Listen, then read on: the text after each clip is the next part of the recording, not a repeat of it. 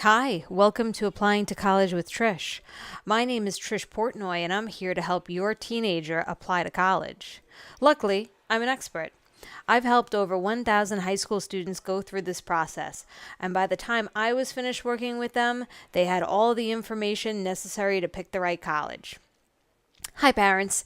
This video is just for you. I'm here to give you a clue about what your child has to do to successfully apply to and choose a college. And I'm not even talking about just getting accepted to a school. I'm talking about committing to student loan debt, getting a good education, and selecting a school where your son or daughter and you feel comfortable. No one should pick your child's school for him or her. Not you, not the guidance counselor, and not a paid consultant. You and your student need to be hands-on throughout this process. The more your student participates, the greater the understanding, the higher the buy-in, and the bigger the opportunity for satisfaction and success. Through these screencasts, we will go through the same exercises and tasks that I use to successfully prepare my own students. So it's vitally important that you subscribe to Applying to College with Trish. And if you care at all about your friends, meaning other parents of teenagers, you should share this information with them as well. By the time we are finished, you and your child will feel confident and qualified to pick the right college for your child, with help from their guidance counselor and other trusted advisors. This is perfect timing for you, parents of seniors, but really anyone who has kids in high school will benefit from our time together. Okay, so let's begin. In today's screencast, I will explain the plan of action, as well as the resources that you and your student will use throughout the process. The first items on your shopping list include a 2-inch binder and a 3-hole punch. This is where the magic happens, or at least it's where it will be stored and organized. Many of the tasks and activities that your student will complete will happen on their computer, using the internet. You probably won't even see it going on, but you will know it's completed and you will see the results. Your student is responsible for saving and printing their work, punching the holes, and storing it in the binder. You can keep tabs on your child's progress by reviewing or simply flipping through the binder. It is a way better method than peppering your child with constant questions and not getting any answers that satisfy your curiosity. We will view the next 2 items on our list directly from my website, www.trishportnoy.com. The book, College Apps Selecting, Applying to, and Paying for the Right College for You, is available on Amazon.com, or you can go to your local public library and borrow their copy. Now, here are a few reasons why you will need this book. It has great flow. Take a look at the table of contents. Notice how it takes your student from self-discovery, the structure of college and its terminology, how to pick colleges, supplemental application tips, all the way through to understanding and applying for financial aid and making that final decision by May 1st. As a parent, you should read this book as well, cover to cover, while encouraging your child to do the same. It really demystifies the application process in general. It's a great read for parents who are not familiar with the nuts and bolts of higher education, and it's a smart refresher for those who completed the process many years ago, before the age of information, the internet. The next resource is specifically for your child. College Push is a useful college planning tool that provides students with just enough information and organization in the palm of their hands. In other words, on their iPhones, which they most likely sleep with at night. They can download the app to an iPhone, iPad, or iPod Touch directly through iTunes and the App Store, especially by following the link from my website. You can view my screencast describing the features of College Push on my channel, Applying to College with Trish. So now that you have your supply list, and let's get those things on order, we can go over our plan of action, and this will provide you with an overview of the process. Let's navigate to the Companion File Resource page using the menu selection for College Apps text. If you'd like to get a head start, you can download, save, and print each of these documents and store them in your binder until we reach the appropriate time to complete the activity. We're now going to take a look at our plan of action. I will give a brief explanation of each, and then you can look forward to the upcoming screencasts where each item will be discussed at length with tasks and activities assigned. Again, if you'd like, print the worksheet out now and let's take some notes. Throughout the following exercise, I will be referring to page numbers in the College Apps textbook, so please make sure you have a copy handy. The first item that we're going to address is to identify areas of career interest for your student. Briefly, there is a questionnaire on pages 9 and 10 that you can reflect on. Also, there is a great software package that your school district may have access to. It's called Naviance's Family Connection, and I have a few pages dedicated to explaining the features of Naviance and a guide on pages 45 and 48. The next item is to understand the framework of college and the educational system. Most students don't know the difference between an undergraduate degree and graduate school. They don't know a bachelor's degree from a master's degree, and even just the terminology used as far as a bursar's office or a registrar's office. So all of Chapter 2 is devoted to familiarizing students with this terminology.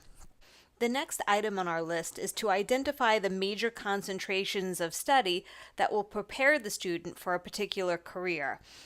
A great resource is something called the Book of Majors, and you can find that in your local library. It's published by College Board. It's huge, but you don't read the whole book. You basically just kind of flip through and you find certain pages that may be of interest. In addition, if you look on page 55 of College Apps, you'll find Worksheet 7, which will help your student identify some potential majors. And now this will bring us to the step of identifying the top colleges that have strong programs for a particular major. Now, my favorite resource is the book called Rugg's Recommendations on the Colleges. And this is a book that they'll have at your public library. In addition, your guidance counselor will have this book on his or her bookshelf at work.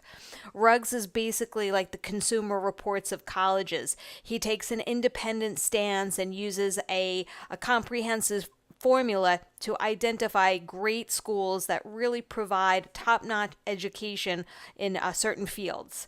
In addition, on page 59 in College Apps, I'll go through the various internet resources and rankings that also promote colleges for certain majors. Now we're at the point where we're going to be using Worksheet 8 on page 63 to compare our grades and the SAT scores to a potential list of colleges. We're going to be choosing between 6 to 10 colleges to apply to, and we want to make sure that we have a mix of safety, target, and reach schools. And again, your guidance counselor will help you fine-tune this. Naviance is also a great resource because it will show the history of acceptances from students exactly from your high school. So, and again, it's timely information, very specific to your high school and to your community. All right, so all of the steps up until this point lead up to the Big Mama. Here we are. Complete all materials and requirements for applications in a relaxed manner before the deadline. And specifically, the deadline is about Thanksgiving time.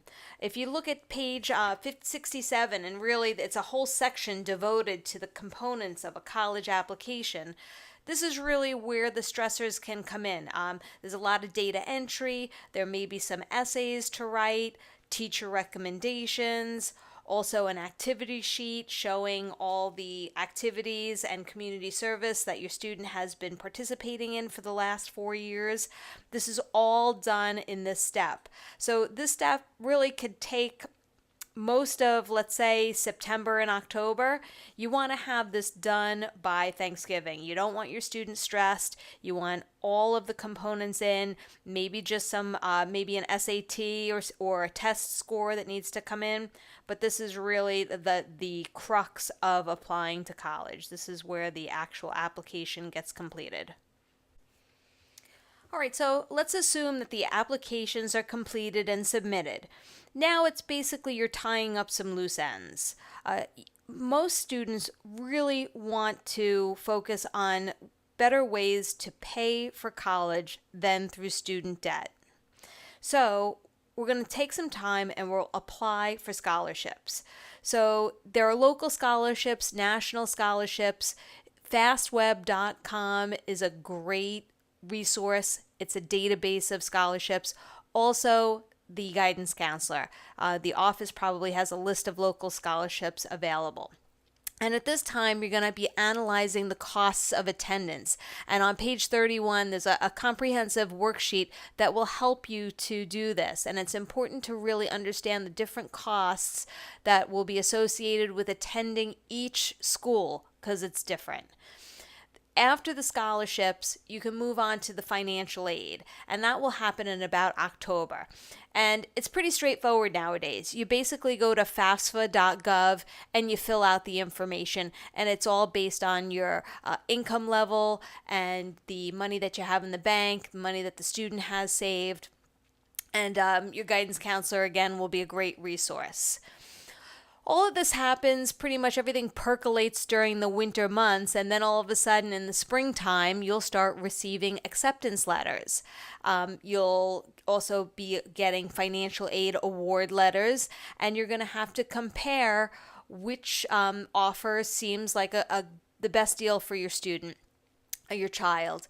It's hard. You're going to be comparing different numbers, different tuition amounts, different room and board, and also the different reputations of the school.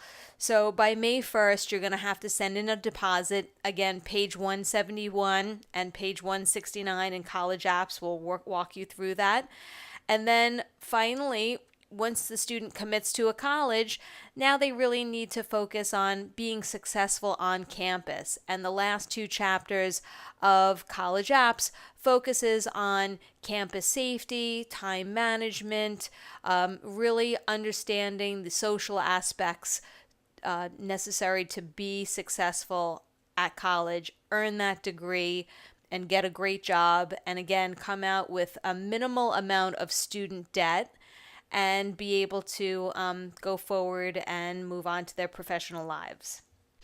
Okay, that's it. It was great talking to you too now, parents. I felt that this was a little bit of a longer video than I'm used to, but I felt since it would be parents listening to this that you would be able to sit for the 10 minutes to really get an overview and understanding of the process.